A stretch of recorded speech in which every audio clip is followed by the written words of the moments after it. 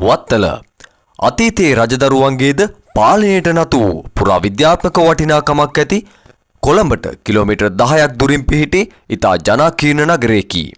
නගර සභා සීමාව තුළ සමස්ත ජනගහනය 31854ක් පමණ වන අතර 46.06% පුරුෂයින්ද 53.94% ස්ත්‍රීන්ද වෙයි. වර්ග කිලෝමීටර 9.7ක් පුරා පැතිරී ඇති වත්තල නගර සභාවට කොට්ටාස 6ක්ද ග්‍රාම නිලධාරී වසම් 6ක්ද ඇතුළත් වේ. එහි බෞද්ධ, කතෝලික, හින්දු, ක්‍රිස්තියානි, ඉස්ලාම් වශයෙන් බහු ආගමික ජනතාව ජීවත් වේ. නගර සභාවේ වාර්ෂික ආදායම දල වශයෙන් රුපියල් ලක්ෂ 3600කි. වියදමද රුපියල් ලක්ෂ 3600කි.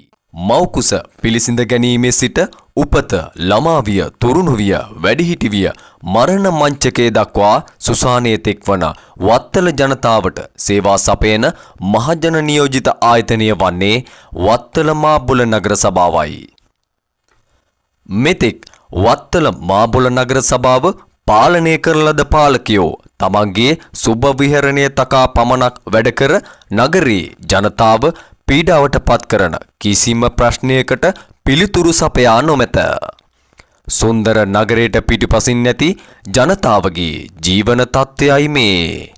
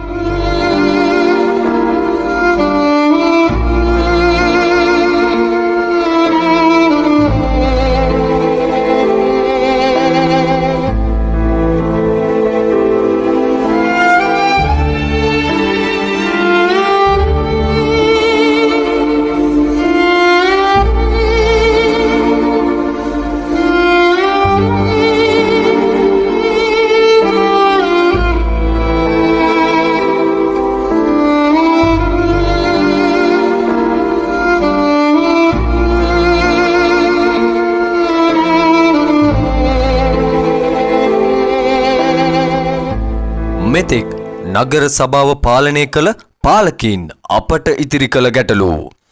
කැලි කසල වලින් පිරුණු නගරයක්, ගස්වැල් පවා වැවී අවහිර වී ඇති කාණු පද්ධතියක්.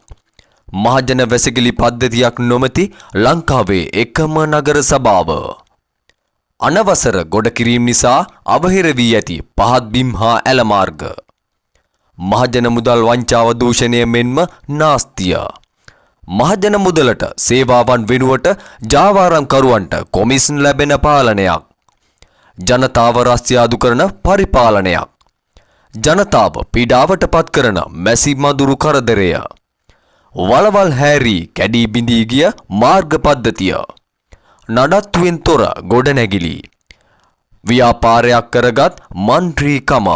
වත්තල නගර සභාව ගොඩනගන අපේ වැඩපිළිවෙල.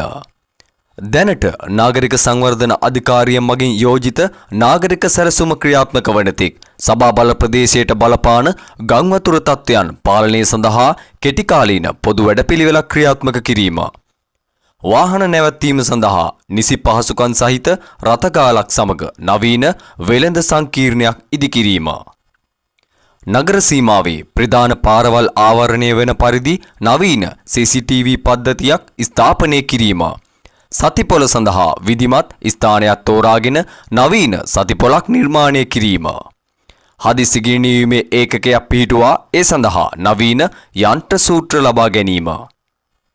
ජනතාවට සහන මිලට ගුණාත්මක ආහාර ලබා ගැනීමට සහ ප්‍රදේශයේ ගෘහණියන්ගේ ආහාර අලෙවි කළ හැකි අලෙවිසැලක් ඉදිකිරීම. සෑම කොට්ටාස දෙකකට අංග සම්පූර්ණ නව පෙරපාසලක් සහ දිවාසුරකුම් මධ්‍යස්ථානය බැගින් ආරම්භ කිරීම. ළමා මානසික සෞඛ්‍ය සහ කුසලතා ක්‍රියාකාරකම් සංවර්ධනය සඳහා අංග සම්පූර්ණ ළමා උද්‍යානයක් ඉදිකිරීම. සෑම කොට්ටාසයකටම පුස්තකාලයක් සහ පොත් කියවන්නන්ගේ සහ විචාරකීන්ගේ සමාජ ස්ථාපිත කිරීම. නගරයට පැමිණෙන ජනතාවගේ පහසුව වෙනුවෙන් වැසිකිලි පද්ධතියක් ඉදිකිරීම.